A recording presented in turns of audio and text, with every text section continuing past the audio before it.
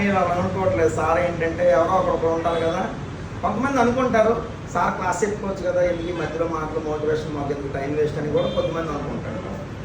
అంటే మరి ఇళ్లలో కష్టాలు తెలియని వాళ్ళు అనుకుంటారు, ఇళ్లలో కష్టాలు తెలిసిన వాళ్ళు అలా అనుకోరు. మోటివేషన్ ఉండాలండి. మోటివేషన్ అనేది లైక్ దట్ ఏంటంటే రాత్రి ఉండిన కంచం తెల్లవారి కడుక్కుంటేనే కదా అది ఫ్రెష్గా మళ్ళీ ఉండిపోవచ్చు, అవునా కదా. మీకు ఏంటంటే డేలో వెళ్ళిపోతారు, ఫ్రెండ్స్తో మాట్లాడుతుంటారు, ఎవరో ఒకరు రెస్పాండ్ చేస్తారు. అంత దూరం వెళ్ళి ఉద్యోగం రాకపోతే సేమ్ అయిపోతామేమో ఊళ్ళో అనేవాళ్ళు చాలామంది ఉంటారు. ఉంటారు లేదా చెప్పండి? ఖచ్చితంగా ఉంటారు. అంత దూరం వెళ్ళాక జాబ్ రాకపోతే డబ్బులు వేస్ట్ మనల్ని అందరూ అంటారా అనే నెగిటివ్గా ఎందుకు, మనం పాజిటివ్గా హార్డ్ వర్క్ చేస్తే ఆటోమేటిక్గా సక్సెస్ ఉంటుందండి. సక్సెస్ లేని భూమి మీద సక్సెస్ అనేది రాసిపెట్టి ఉంది. కాకపోతే ఏంటంటే దాన్ని మనం క్లియర్ చేయమండి. మనకున్నటువంటి పాత అలవాట్లతో దాన్ని కప్పేస్తుంటాం అన్నమాట. ప్రతి ఒక్కరూ సక్సెస్ఫుల్ పర్సన్ అండి, అందులో డౌట్ లేదు. మీరు ఆధ్యాత్మికంగా చెప్పుకున్నా మోటివేషనల్గా చెప్పుకున్నా ప్రతి ఒక్కరూ సక్సెస్ఫుల్ పర్సన్ ఏదో ఒక దాంట్లో అండి. కాకపోతే ఏంటంటే మీరు చివరిదాకా ప్రయత్నించరు, అదొకటే. మానవ ప్రయత్నము, పురుష ప్రయత్నము, దైవానుగ్రహం అండి. ఏ ఒక్క జీవితంలోనైనా ఒక మనిషి సక్సెస్ అయ్యాడంటే కనుక రెండే. ఒకటి పురుష ప్రయత్నం. పురుష ప్రయత్నం అంటే ఏంటి? మాకు లేడీస్కి లేదండి అని అనొచ్చు. పురుష ప్రయత్నం అంటే నువ్వు ఎన్ని గంటలు చదవగలవో దానికి మించి ఇంకో 2 గంటలు ఎక్స్ట్రా చదవడం. నువ్వు 8 గంటలు కూర్చోగలవా, ఇంకో 2 గంటలు కూర్చోవడం, దాన్ని పురుష ప్రయత్నం అంటారు. క్లాసు ఈరోజు ఆదివారం సార్ టైం టేబుల్ పెట్టలేదేమో అనుకుని మీరు చాలామంది మానేస్తారు. ఒక ఎగ్జాంపుల్ చెప్తున్నాను. ఏమో సార్ లేకపోవచ్చేమో, కానీ క్లాస్ జరిగి ఉండొచ్చేమో, ఇన్స్టిట్యూట్ దాకా వచ్చి చూసి జస్ట్ ఇలా చెరువు పెట్టుకుంటారే వాళ్ళే నిజమైన స్టూడెంట్స్. ఆ టైం టేబుల్ పెట్టలేదు కదా ఏముందిలే అనుకుంటారు చాలా. వీళ్ళందరూ ఏమవుతారంటే కాల్ చేసేవారు. మీకు తన గురించి కూడా చెప్పాను. నా ఉన్న నెంబర్లన్నీ కూడా దాదాపు 72,000 కాంటాక్ట్లన్నీ కూడా తన ఫ్రెండ్ సేవ్ చేశాను. క్లాస్ అయిన తర్వాత ఎస్కేని ఏవో కోడ్లు ఇచ్చేవాడిని అనమాట. అవన్నీ తన ఫ్రెండ్ సేవ్ చేసేవాళ్ళు. ఈవినింగ్ అయిన తర్వాత రోజుకు ఒక అరగంట చేసేవాళ్ళు, నాకు హెల్ప్ చేసేవాళ్ళు పిల్లలు.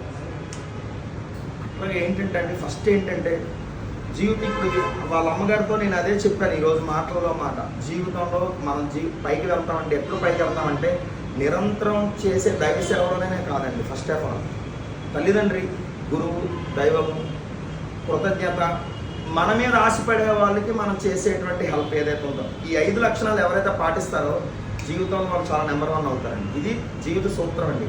నేను ఎంతో ఎనాలిసిస్ చేస్తే కానీ మాట్లాడను, ఊరకనే ఏది మాట్లాడనండి. సపోజ్ నా మీద ఎవరైనా ఆశపడి వచ్చారనుకోండి, వాళ్ళకి నేను చేయలేకపోయినా కొంతలో కొంత చేయాలి, అది మానవ ధర్మం. రెండోది, నాకెవరో హెల్ప్ చేశారు, ఖచ్చితంగా నేను తిరిగే వాళ్ళు ఎంతో కొంత, అదొకటి. గురువు, ఏ రోజో చెప్పే గురువు అయినా సరే అప్పుడు ఎప్పుడు అయిపోయింది కదా అని చెప్పేసి మనం ఏంటి ఏరు దాటిన తర్వాత తెప్ప తగలేసే రకం చాలామంది ఉంటాం అనమాట. అది కూడా ఇలాగ కొన్ని ఏంటంటే మనల్ని ముంచేస్తుంటాయి. ఈ 5 లక్షణాలు మీరు పాటించండి. తల్లిదండ్రులు ఎంత అభిమానం ఉంచండి. ఏ రోజైతే మీరు వాళ్ళ నుంచి ఇంటర్, డిగ్రీ, పీజీ చదువుకున్నారో ఆ గురువుల యొక్క అభిమానం ఉంచండి. అలాగేమో నమస్కారం సింబల్స్ పెట్టడానికి కాదు, జస్ట్ పాజిటివ్ యాటిట్యూడ్ అనమాట. గురువుల్ని అదే మనం మామూలుగా ఏమంటారు ఇప్పుడు నాయుడు సార్ వచ్చాడా లేదా ఏదంటారు మామూలుగా అనుకుందాం సపోజ్, లేదా గోపాలకృష్ణ కరెంట్ అఫైర్స్, లేదా నాయుడు ఆడు చెప్పాడు అర్థమెటిక్ కాడు వచ్చాడా, లేదా రీజనింగ్ కూడా వస్తున్నాడా, అలా మాట్లాడకూడదు అనమాట. సార్ ఏదైనా సార్, మీకు నచ్చని క్లాస్ అయినా సార్, రెస్పెక్ట్గా ఉండాలి.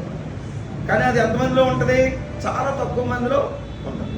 మంచి పిల్లలే, నేను మన గురించి అని కాదు, యూనివర్సల్గా చెప్తున్నాను, ఇలా ఉంటారు చాలామంది. అలాగా మనం ఏంటంటే కొన్ని తగ్గించుకోవాలి, కొన్ని పెంచుకోవాలి. ఎక్కడ పెంచుకోవాలి అక్కడ పెంచుకోవాలి, ఎక్కడ తగ్గించుకోవాలి అక్కడ తగ్గించుకుంటే కనుక సక్సెస్ అనేది ఏదో ఒక రూపంలో వస్తుంది. మెయిన్ అన్నిటికంటే ఏంటంటే అభిలాష ఉండాలండి. ఫస్ట్ అభిలాష మనల్ని కాపాడాలి. అభిలాష అంటే ఏంటి?